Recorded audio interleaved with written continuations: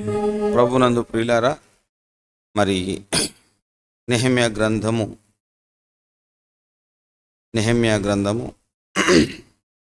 2వ అధ్యాయము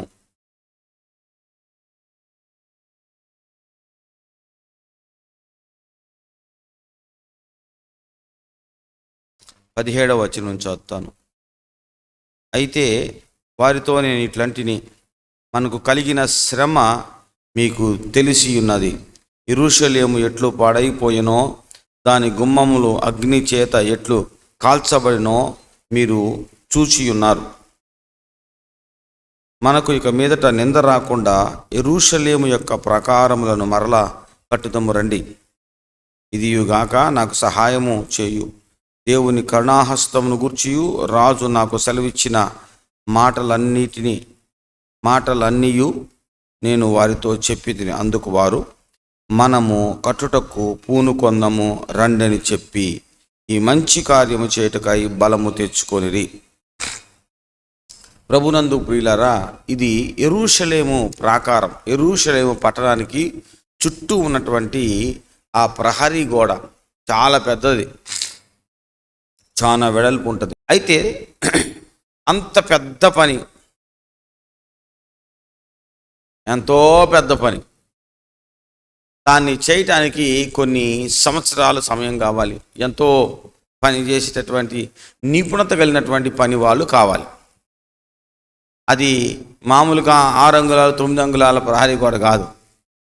ఆ ప్రహరీ గోడ ఒక పట్టణం, గుంటూరు పట్టణం ఉంది. గుంటూరు పట్టణం చుట్టూ ప్రహరీ గోడ కట్టాలంటే ఎంత పెద్దది, ఎంతమంది పనోళ్ళు కావాలి, ఎన్ని వేల మంది పనోళ్ళు కావాలా? గుంటూరు పట్టణం చుట్టూ కట్టడం అంటేనే ఇది. కానీ ఈ పట్టణం ఎట్లాంటిదంటే, యెరూషలేం పట్టణము, ఆ పట్టణం 7 కొండలు ఉంది. 7 కొండల మీద కట్టారు ఆ పట్టణాన్ని. 7 కొండల చుట్టూ, అంటే కొండల మీదగా ఎత్తుకి పల్లానికి ఏమండి వాళ్ళు కట్టాలి. ఎంత పైగా ఆ ప్రాకారం మీద, అంటే ఆ చుట్టూ ఆ గోడ, ప్రహరీ గోడ మీద ఎంత వెడల్పు ఉండాలంటే ఉంటుందంటే, అది కనీసం ఒక రథం పరిగెత్తుతూ ఉండాలి. ఆ గోడ పైన ఒక రథం పరిగెత్తుతూ ఉంటుంది, సైన్యం పరిగెత్తుతూ ఉండాలి. రథాలు 2 రథాలు, సార్ 2 రథాలు, పోయే రథం వచ్చే రథం. అంటే అది కేవలం ప్రహరీ గోడ మాత్రం కాదు, ఆ గోడ మీద ఏముంటుంది, రోడ్డు ఉంటుంది, దాన్ని కట్టాల. శత్రువులు ఆ యొక్క యెరూషలేము పట్టణం మీదకి రాకుండా ఉండాలంటే ఆ గోడ కట్టాల.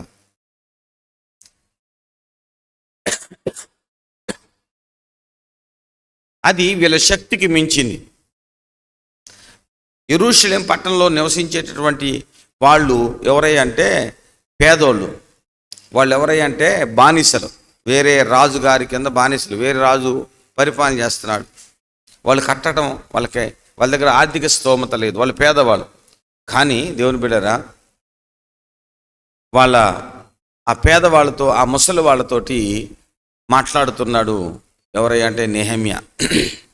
ఏమైనా మాట్లాడుతున్నాడు అంటే, అబ్బాయ్, మనకి ఎంత శ్రమ ఉందో మీకు తెలుసు. ఈ గోడ లేనందువల్ల మనం చాలా శ్రమ పడుతున్నాం. ఇదిగో యెరూషలేం అంతా కాలిపోయింది. ఎందుకు కాలిపోయింది అంటే మీకు తెలుసు, గోడ సరిగా లేదు, అది కూల్చేశారు. సో దాని గుమ్మములు కూడా అగ్నితో కాల్చబడ్డాయి, అంటే పాడైపోయింది. మనం ఇలానే ఉంటే మనకు ఇక మీదట ఇప్పుడు దాకా నింద ఉంది. ఈ నింద రాకుండా పోవాలి అంటే మనం తిరిగి మరలా కట్టాలి. గట్టిగా చప్పలు కొట్టి దేవుని స్తోత్రం, హల్లెలూయా, హల్లెలూయా. మన మీద ఉన్న నింద తొలగిపోవాలంటే మనం కట్టాలి అంటున్నాడు. అప్పుడు ఈయన వాళ్ళతో మాట్లాడుతున్నాడు. దేవుడు తనకు ఎలా సహాయం చేశాడో, తనకు రాజుగారు ఎలాగ సహాయపడ్డారో ఇవన్నీ చెప్తున్నాడు. ఇవన్నీ చెప్పినప్పుడు వాళ్ళు, అక్కడ ఉన్నటువంటి ముసలోళ్ళు, అక్కడ ఉన్నటువంటి పెద్దోళ్ళు, అక్కడ ఉన్నటువంటి స్త్రీలు, అక్కడ ఉన్న పిల్లలు, వీళ్ళందరూ ఏమన్నారు తెలుసా? ఏమన్నారంటే, మనము కట్టుటకు పూనుకొందము రండి, ఆమేన్ అని ధైర్యం తెచ్చుకున్నారట. మనం కట్టడానికి పూనుకుందాం. హల్లెలూయా. దేవుని చిత్తం నీ జీవితంలో నెరవేరాలంటే నీవు దేవుని చిత్తాన్ని చేయటానికి పూనుకోవాలి. ఒక విద్యార్థిని, వినండి జాగ్రత్తగా, ఒక విద్యార్థిని ఒక మంచి స్థానానికి దేవుడు తీసుకొని వెళ్ళాలి అనుకున్నప్పుడు ఈ విద్యార్థి ఆ పని చేయటానికి పూనుకోవాలి. ఆ పాడైపోయినటువంటి యెరూషలేము ప్రాకారాలను కట్టడం దేవుని చిత్తమా కాదా? దేవుని చిత్తమే. కానీ ఇశ్రాయేలీలు దేవుని చిత్తమని వాళ్ళు పూనుకుంటే ఆ పని జరిగేది, వాళ్ళు పూనుకోకపోతే ఆ పని జరగదు.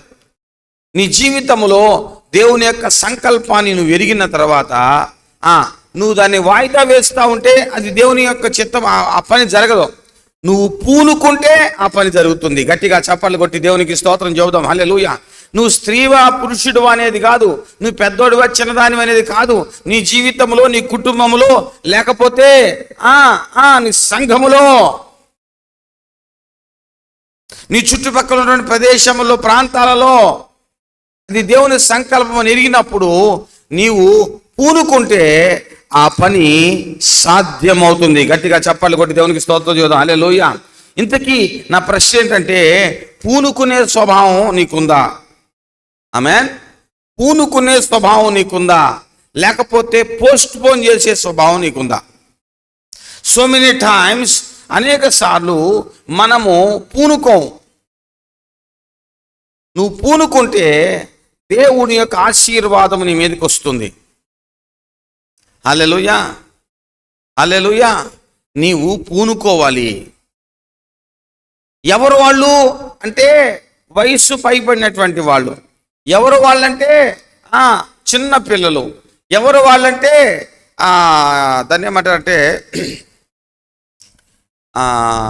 సైన్యంలాగా, లేకపోతే యవనస్తులైనటువంటి వాళ్ళు కాదు అక్కడ ఉన్న వాళ్ళు. ఎందుకంటే వాళ్ళందరినీ కూడా రాజుగా తీసుకుని పోయాడు. అక్కడ మిగిలినటువంటి వాళ్ళు ఎవరయ్యా అంటే కేవలం పనికిరానటువంటి వాళ్ళు, పెద్దగా పని చేయనటువంటి వాళ్ళు.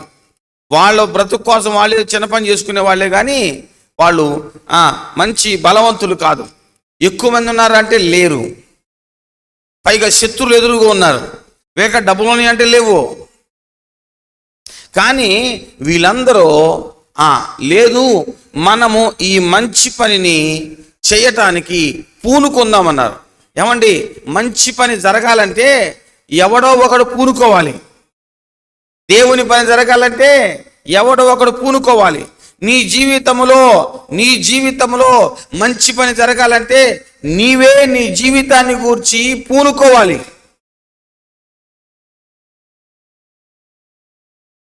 ఆమేన్. ఒక్కడు పూనుకున్నాడు చేద్దామని, అతని పేరు నెహెమ్యా. హల్లెలూయా. నెహెమ్యా పూనుకుని నిలబడితే ఆయనకి అందుబాటులో ఉన్నటువంటి ఆ ముసలోళ్ళ పేదోళ్ళు వచ్చి నిలబడ్డారు. ఏమంటే అంత పెద్ద పనిని, ఏమంటే కొన్ని సంవత్సరాలు పట్టే పనిని కేవలం 53 రోజుల్లో, ఎన్ని రోజులు? కేవలం 53 రోజుల్లో ఆ ప్రాకారాన్ని, ఆ పెద్ద వెడల్పైన, ఎత్తైన వెడల్పైన బలమైనటువంటి ఆ గోడని, అంటే ఏమంటారండి, గోడ కమ్ ఏమంటారు దాన్ని, వాల్ కమ్ రోడ్. అది కేవలం గోడ కాదు, గోడ ప్లస్ దాని మీద రోడ్డు. మధ్యలో ఏంటంటే మళ్ళీ బురుజులు ఉంటాయి. బురుజులు అంటే ఈ ప్రయాణం చేసేటటువంటి వాళ్ళు, వాన వచ్చిందనుకో అట ఆగటానికి, ఎండకి ఆగటానికి మధ్యలో చిన్న బిల్డింగ్ లాంటిది ఆ గోడ మీద ఉంటుంది. హల్లెలూయా. కట్టారండి, కట్టేశారు. వాళ్ళు మంచి పని చేయటానికి పూనుకున్నారు. నువ్వు మంచి పని చేయాలంటే నువ్వు పూనుకోవాలి. హల్లెలూయా. నీ జీవితాన్ని బాగు చేసుకోవాలంటే నీవు పూనుకోవాలి. నీ జీవితంలో ఉన్నటువంటి ప్రతి విధమైన చెత్త చెదారాన్ని తొలగించుకోవాలంటే నీవు పూనుకోవాలి. హల్లెలూయా, హల్లెలూయా. సోమరిపోతు దానిలాగా ఉంటే నీ జీవితాన్ని ఎవడో బాగు చేయలేడు. ఏమండి, కొన్ని సంవత్సరాల నుంచి అది అలానే పాడుపడిపోయింది. కానీ నెహెమ్యా పూనుకున్నాడు. దేవునికి స్తోత్రం. హల్లెలూయా. ఏమండి, మన చర్చికి ఇటుపక్క భయంకరమైనటువంటి చండాలంగా ఉండేది. ఆ మురికి కాలువకి ఇటుపక్క ఎంత శుభ్రం చేద్దామని అది వల్ల కాదండి, ఎన్నోసార్లు శుభ్రం చేసామండి, వల్ల కాదండి అంటున్నారు. లేదు లేదు, దీనిని చక్కని నేలగా, ఇది మీటింగ్ పెట్టడానికి అనుకూలమైన నేలగా దీన్ని మార్చాలని పూనుకున్నాను నేను. దేవునికి స్తోత్రం, హల్లెలూయా. దానికోసం ప్రతిరోజు పనిచేయటం ప్రారంభించా. ఎన్నో ట్రక్కులో మట్టి తొలిచ్చా, ఇప్పటికీ తొలిస్తూనే ఉన్నా, దాన్ని సరి చేస్తా ఉన్నా. నాతో పాటు ఎవరుంటే వాళ్ళని రోజు కొంచెం చేసుకుంటానే వెళ్తున్నా. మీరు కొన్ని రోజుల తర్వాత చూడండి, అది చాలా పనికిరానటువంటి నేల చాలా అందమైనటువంటి ప్రదేశంగా ఖచ్చితంగా మారబోతుంది. ఎందుకంటే అది మంచి పని నాకు తెలుసు. నా ప్రియమైన మినిస్ట్రీగా చాలా అవసరం. రేపొద్దునే ఈ గ్రానైట్ రాళ్ళు ఇదంతా వేసిన తర్వాత లోపల మనం భోజనాలు చేయడం కుదరదు. ఇది మెల్లిగా మందిరంలాగా పూర్తిగా మారిపోతుంది. హల్లెలూయా. అసాధ్యమైన పని నువ్వు పూనుకుంటే సాధ్యమవుతుంది. గట్టిగా చెప్పలు కొట్టి దేవుని స్తోత్రం, హల్లెలూయా. అది అసాధ్యమైన పనే. అందరూ చెబుతారు ఇది కుదరదు అని. నువ్వు పూనుకుంటే అది మాత్రం సాధ్యమవుతుంది. అరే, మనిషి గాలి ఎగరటం కాదు, మనిషి భూమి మీద గాలిలో ఎగరటం కాదు. ఇప్పుడు మనిషి చంద్రుడి దగ్గరికి వెళ్తున్నాడు, చంద్రుడు చుట్టూ తిరిగి వస్తున్నాడు. మనిషి పూనుకుంటే అవుతుంది. దేవుని బిడ్డవైన నువ్వు పూనుకుంటే నీ జీవితం శ్రేష్టమైన ఏదేను వనంలాగా మారిపోతుంది. నా షరా బాబా నా షలా కర్రా బాబా. పూనుకుంటావా? లేకపోతే దాన్ని గాలికి వదిలేస్తావా? నీ జీవితం రాబాయి. అరే అమ్మా, నీ జీవితం అది. నీ ప్రార్థనా జీవితం బాగుపడాలంటే నువ్వు పూనుకోవాలి. చెత్తకున్న నీ సాక్ష్యం బాగుపడాలంటే నీ జీవితాన్ని గురించి నువ్వు పూనుకోవాలి. నీకు అసాధ్యమైనటువంటి పనిని అది అసాధ్యం అనుకో మాకు, నువ్వు పూనుకుంటే జరుగుతుంది. వాళ్ళు బలహీనులు, వాళ్ళు ఆరోగ్యం లేని వాళ్ళు, వాళ్ళు చిన్న పిల్లలు, వాళ్ళకి పని చేయడం రాదు, శత్రువులు ఉన్నారు, ఆ గోడ కట్టడానికి వీలు లేదు, వాళ్ళకి ఇంజనీర్ లేడు,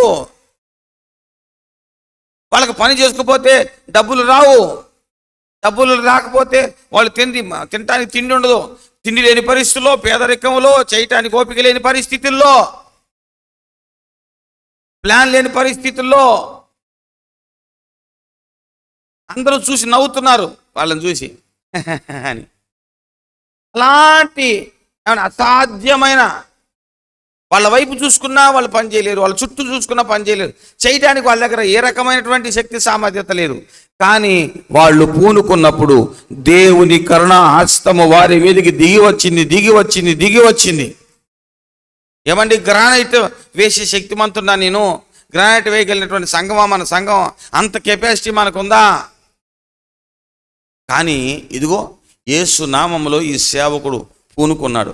ఈ మంచి పని కొరకు ఈ దైవజనుడు నిలబడ్డాడు. దేవునికి స్తోత్రం, హల్లెలూయా. దివారాత్రి దాని గురించి ప్రార్థిస్తున్నాడు, ఆలోచిస్తూ నవ్వుతున్నారు నన్ను చూసి చాలామంది. ఏంది గ్రానైట్ గురించేనా? గ్రానైట్ ఏనా నీది? నవ్వుతున్నారు నన్ను చూసి. ఏంది గ్రానైట్ గురించి తప్ప ఏం చేయవా? They are smiling at me, they are laughing at me. But ఈ సేవకుడు దేవుని యందు భయభక్తులతో విశ్వాసముతో పూనుకున్నాడు. దేవునికి స్తోత్రం, హల్లెలూయా. నీ జీవితంలో పూనుకోవటం నీకు అలవాటు లేకపోతే నీ జీవితాన్ని బాగు చేసడానికి ఎక్కడి నుంచో ఎవరో రారో. నీ జీవితాన్ని బాగు చేసుకోవాల్సింది నువ్వే, నీ లైఫ్ని బాగు చేసుకోవాల్సింది నీవే, నీ ఆత్మీయ జీవితాన్ని వర్ధిల్ల చేసుకోవాల్సింది నువ్వే, నీ యొక్క బాధ్యతలను నెరవేర్చవలసింది నువ్వే. పోల్చుకుంటూ కూర్చుంటే అవ్వదు, పూనుకుంటేనే అవుతుంది. దేవుని నామానికి మహిమ కలుగును గాక, హల్లెలూయా. నీ విజ్ఞాపరుడు కావాలనుకున్నావా? నువ్వు సేవకుడు కావాలనుకున్నావా? నీ జీవితంలో దేవుని సంకల్పం నెరవేర్చుకోవాలనుకున్నావా? నీ జీవితంలో నువ్వేం చేయాలనుకున్నా సరే, ఏం అవ్వాలనుకున్నా సరే, ఏదో దేవుడు యొక్క ఆశీర్వాదం పైనుంచి ఎలా వచ్చి బూమ్ బుష్ అని అంటే నువ్వు గొప్పవాడు అయిపోవు, గొప్పదనం అయిపోవు. నువ్వు పూనుకోవాలి. దేవుడు పూనుకుంటే సరిపోదు, నువ్వు పూనుకోవాలి. దేవుడు ఆశీర్వదిస్తే సరిపోదు, ఆశీర్వదించబడటానికి నీవు నిశ్చయించుకొని పూనుకోవాలి. పేదరికాన్ని జయించడానికి యేసు ప్రభు సిలువ వేయబడ్డాడు, యేసు ప్రభు త్యాగం చేశాడు, యేసు ప్రభు పై నుంచి దిగి వచ్చాడు, పేదవాడికి లోకంలో బ్రతికాడు, ధనమంతటి వదిలేసి దరిద్రుడిగా మారాడు నీ కోసం నా కోసం. నీవు ధనవంతుడు అవ్వాలని ఆయన దరిద్రుడయ్యాడు నీ కోసం. నువ్వు ధనవంతురాలు అవ్వాలని ఆయన దరిద్రుడయ్యాడు. ఆయన చేసిన త్యాగం నీ జీవితంలో ఫలించాలంటే నీవు ధనవంతుడు అవడానికి నువ్వు పూనుకోవాలి. గట్టిగా చప్పాలు కొట్టి దేవుని స్తోత్రం. హల్లెలూయా. నువ్వు ఆశ కలిగి ఉంటే సరిపోదు, నీవు దాని కొరకు పని చేయాలి. ఆమేన్. ఎంత అసాధ్యం అనేది చూడకూడదు నువ్వు.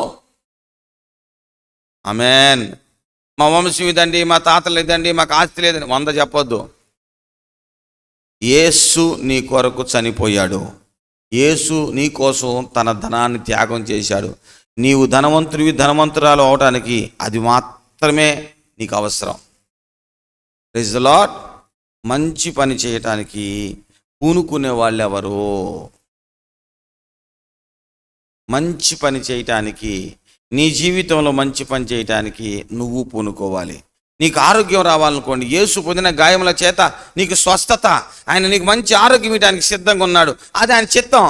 కానీ నువ్వు ఆరోగ్య విషయంలో, నీ ఆరోగ్య విషయంలో నువ్వు పూనుకోపోతే దేవుడు దిగి వచ్చి నీకు ఆరోగ్యాన్ని ఇవ్వడో. నేను స్వస్థ ప్రార్థన చేయొచ్చు, నువ్వు స్వస్థపడచ్చు, మళ్ళీ అదే పని చేస్తావు, నీకు స్వస్థత ఎలా వస్తుంది? కనుక ప్రియమైన దేవుని బిడ్డలారా, నీవు నా ముందు ఇప్పుడు CBC వర్క్ ఉంది, దానికోసం మీరు ఎవరు పూనుకుంటారు? పూనుకొని ఊహలు ఉండకూడదు, దానికోసం పని చేసుకుంటూ వెళ్ళాలా. ఎర్ర సముద్రం దాటడానికి రెడీ అయి నిలబడ్డాడు మోషే, ఆ మార్గంటూ వెళ్తున్నాడు, పూనుకున్నాడు అంతే. నా మాట వినండి, పూనుకోవటంలో శక్తి ఉంది. నీ నిర్ణయాన్ని అమలు చేయటానికి నువ్వు పూనుకున్న వాడివైతే, పూనుకున్న దానివైతే, ఇదిగో ఈ రోజు నుండే నీ జీవితంలో విజయం ప్రారంభమవుతుంది. ఈ రోజు నుండే నీ జీవితంలో విజయం ప్రారంభమవుతుంది. విజయం నీ జన్మ హక్కు.